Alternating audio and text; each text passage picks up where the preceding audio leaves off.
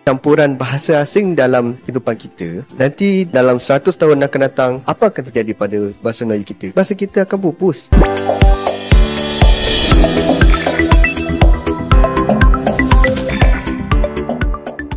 Assalamualaikum warahmatullahi wabarakatuh. Halo teman-teman, jumpa lagi di Aryan M Channel.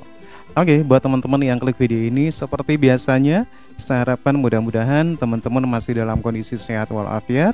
Dan jangan lupa dukung channel ini dengan cara like, juga subscribe. Baik, di kesempatan kali ini saya akan ajak teman-teman untuk melihat sebuah video, sekaligus ngajak teman-teman untuk bisa berkomentar. Satu buah video dengan judul Malaysia Makin Merana, Tetangga Ingin Bahasanya Seperti Bahasa Indonesia. Oke, bagaimana ulasan video ini? Silakan sebelum teman-teman berkomentar, teman-teman lihat dulu dari awal sampai akhir.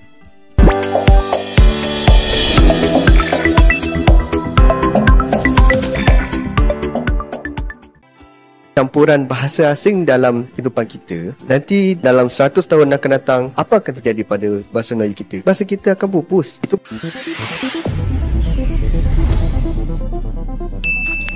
Assalamualaikum warahmatullahi wabarakatuh. Salam damai dan salam Pancasila. Semoga berkat Tuhan selalu bersama kita semua. Ya, persebaran bahasa Indonesia secara global awalnya direncanakan oleh pemerintah tersebar di 48 negara pada tahun 2024. Namun data ini sudah melebihi target karena bahasa Indonesia justru di awal tahun 2024 ini telah melampaui target hingga di 54 negara di dunia. Hal ini membuat negara sebelah kaget dengan perkembangan bahasa Indonesia yang tidak hanya kuat di dalam negeri, namun juga berkembang pesat hingga ke luar negeri. Dan ketika mereka membahas isu tentang bahasa kenegaraannya, hingga di tahun 2024 ini tentu akan menyenggol dan menjadikan bahasa Indonesia sebagai contoh. Terima kasih Saudara Zizul. Soalannya ialah bagaimana usaha nak memartabatkan bahasa Melayu ni. Pertamanya dia tak boleh usaha tu datang daripada satu sektor saja. Ini kena buat, orang ni patut buat. Tak. Sebab kalau kita nak memartabatkan bahasa Melayu, dia kena menjadi, ini adalah satu kebanggaan kepada masyarakat, kepada pemimpin. Itu yang paling utama. Kalau nak tengoklah kenapa kita rasa kita orang tak menggunakan bahasa Melayu sepenuhnya, sebab kita ada macam satu rasa minda tertawan, siege mentality. Kita rasa kalau kita cakap Melayu ni, we are not up there, kan? Kita dia kelas yang cakap Melayu je, kan? Kita tak merasakan berbahasa Melayu itu sebagai satu identiti bangsa. Ini penting. Kita melihat saya bagi pengalaman saya. Saya pernah bawa Grab tau Zizul. Lepas saya habis kerja di ITBM tu, saya tak ada kerja yang lain Dr. Zanaria, saya bawa Grab. Saya bawa Grab 10 bulan tau. Saya bukan bawa Grab siap-siap, saya bawa Grab. Pengalaman saya, saya melihat ada dua perkara yang saya fikir. Saya pernah bawa penumpang yang daripada Indonesia, yang baru balik makan durian di SS2, Section 2 kan. Dan semua bercakap bahasa Indonesia. Kat belakang tu dia cakap Jawa lagi. Dah nama bapak saya dengan Diron, saya kan Jawa. Jadi saya faham lah. Saya kata, kok iso ngomong Jawa Ini orang Cina berbahasa Indonesia yang sangat fasih. Saya kata ini saya melihat dan dia tak merasakan satu macam dia rendah. Dia tak ada rendah, dia sebangga. Kita kan orang Indonesia. Malah dia ajar saya. Tuan ini katanya Jawa, pergi Ponorogo. Ada sate Ponorogo paling sedap. Ada dalam buku saya cerita tu. Promote buku pula Zizul. Okey, yang saya nak ceritakan adalah mereka merasakan bercakap bahasa Melayu, bahasa Indonesia itu adalah satu kebanggaan kepada mereka. Sebab tu kalau kita melihat pemimpin-pemimpin Indonesia pun kalau di luar negara dia bercakap bahasa Indonesia. Saya kira dengan adanya dasar madani ini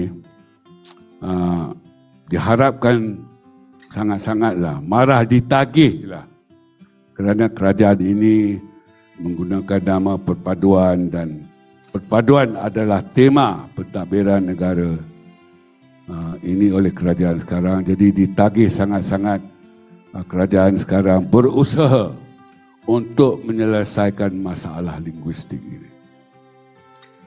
Jadi bagi orang bukan Melayu yang tak fasih ini, mereka berkata bahasa Melayu adalah alat untuk berkomunikasi saja.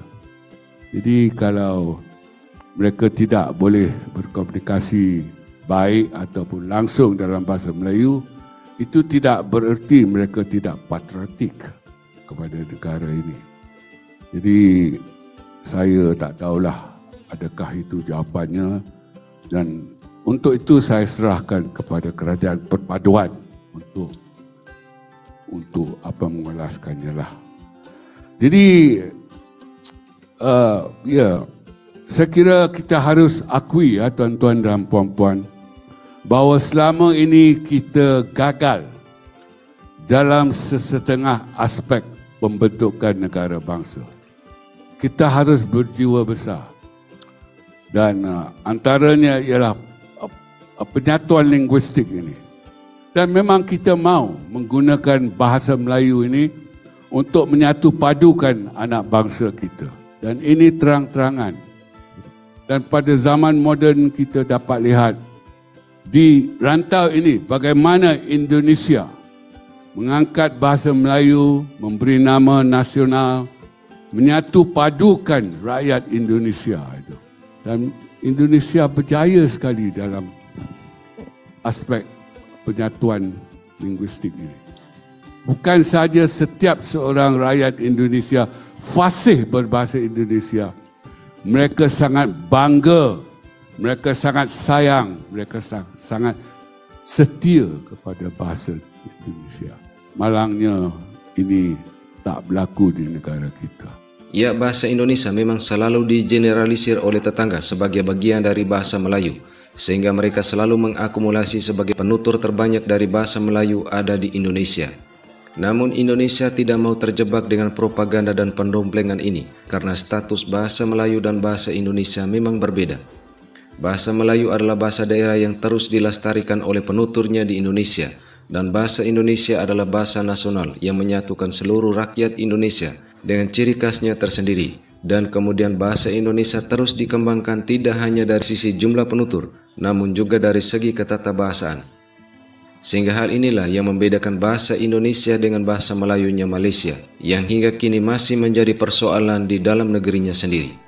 Bila kita dah biasakan penggunaan campuran bahasa asing dalam kehidupan kita, nanti dalam 100 tahun akan datang, apa akan terjadi pada bahasa Melayu kita? Bahasa kita akan pupus. Itu baru masuk kenaan dengan bahasa campuran. Itu belum lagi ada yang setengah-setengah daripada golongan yang lain yang menolak langsung penggunaan bahasa Melayu dalam kehidupan mereka. Isu yang terbaru tentang seorang pakcik Cina ni, yang dia message Grab, dia tulis dalam bahasa Cina, tapi dalam Grab tu dia ada tulis penggunaan bahasa Melayu ataupun bahasa Inggeris. Tapi dia degil juga nak juga bahasa Cina sebagai bahasa komunikasi, dengan katakan ni Grab ni Cina yang buat, kenalah bahasa Cina. Dan dia bukan soal nak kena guna bahasa Cina juga, dia soal bahasa komunikasi ni yang telah ditetapkan oleh sesebuah negara. Kita tengok negara lain, contohnya paling dekat Indonesia. Adakah bahasa mereka ni menerima bahasa lain, contoh bahasa Cina ataupun Inggeris ataupun bahasa India, dia terima pakai dalam negara mereka untuk gunakan sebagai bahasa perantara dalam negara? Tidak, ia menggunakan bahasa Indonesia sendiri. Contoh macam Thailand, bahasa kebangsaannya adalah bahasa Siam, jadi gunakan bahasa Siam, cakap Siam. Sama juga dengan negara-negara Arab, Turki, Belanda, Jerman, Spanyol pun sama, mereka menggunakan bahasa kebangsaan mereka. Apa bahasa kebangsaan mereka? Bahasa kebangsaan daripada bangsa yang mereka duduk tu sendiri. Jadi sesiapa yang daripada luar negara datang ke sesebuah negara, mereka kena kuasailah bahasa tu. Bukannya ego sendiri guna bahasa sendiri dekat negara orang, dia jadi bercelaru kat situ.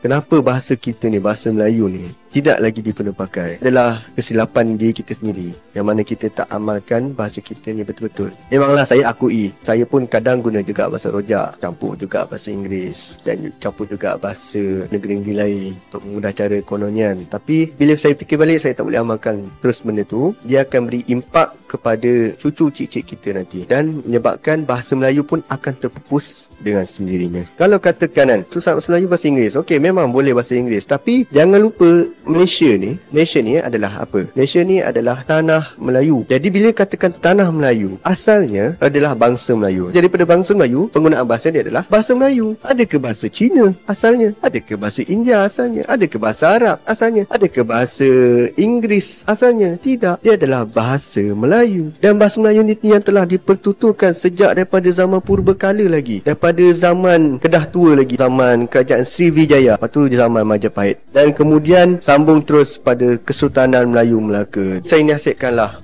mereka di luar sana, amalkanlah bahasa Melayu. Yang mana tak boleh bahasa Melayu, tak faham bahasa Melayu, belajarlah bahasa Melayu. Ini bukan soal masuk Islam, bukan. Ini adalah kita kena hormat tanah yang kita duduki. Jadi bila tanah diduduki ni, sepatutnya kena fahamlah bahasa Melayu. Itu sajalah daripada saya. Saya mengharapkan semua bangsa seluruh Malaysia ni, bahasa Cina, Melayu, India dan sebagainya, kuasailah dan fahamilah bahasa Melayu. Gunakan sebagai bahasa perantara dalam kehidupan anda semua.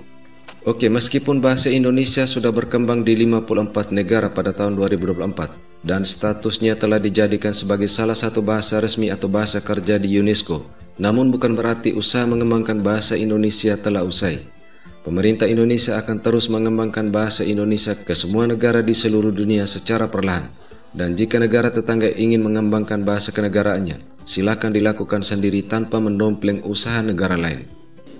Oke teman-teman ya, demikian satu ulasan video dari Atanua Media. Persoalan bahasa di Malaysia memang masih menjadi satu polemik sampai sekarang ini, yang para pengamat bahasa di Malaysia menganggap bahasa Melayu sebagai bahasa kebangsaan, bahasa resmi, belum mampu menyatukan antar kaum di Malaysia. Inilah yang jadi permasalahan di Malaysia terkait dengan bahasa. Bagaimana masyarakatnya juga tidak bangga dengan bahasa kebangsaannya sendiri. Berbeda dengan bahasa Indonesia. Bahasa Indonesia dipergunakan oleh seluruh masyarakat Indonesia. Oke teman-teman ya, demikian satu buah video. Menurut teman-teman gimana? Silakan teman-teman bisa berkomentar. Tetapi jangan lupa tinggalkan like and subscribe. Terima kasih dan wassalamualaikum warahmatullahi wabarakatuh.